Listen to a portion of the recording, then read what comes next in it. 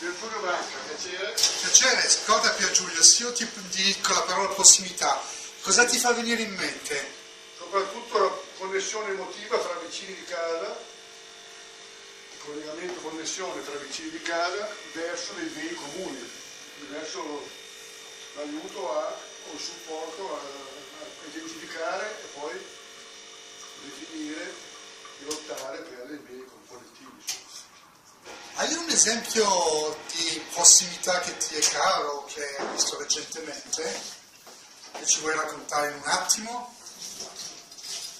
Che ti viene in mente? Un esempio è quello di Salerno, un paesino vicino a Salerno, che non mi ricordo più qual è, dove hanno tentato di costruire una cooperativa di comunità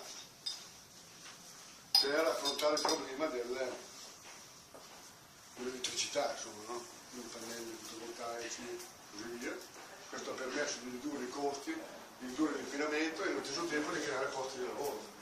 A partire da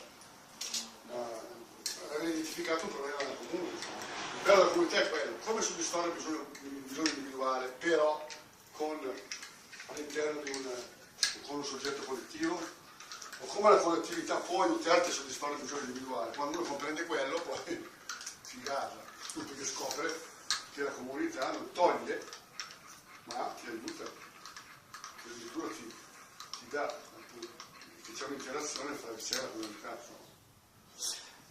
Ascolta, a noi a ottobre ci sarà a Genova la Biennale della Prossimità, che vuole proprio cercare di dare di rilevanza a tutte queste esperienze. Ci fai un augurio? Augurio, sì. Certo. Che augurio ci fai? Cioè cosa vorresti che scatenasse una Biennale della Prossimità? La speranza in una prossimità non effimera, ma che possa in qualche modo lavorare sui problemi sentiti dalla gente. Ti ringrazio molto.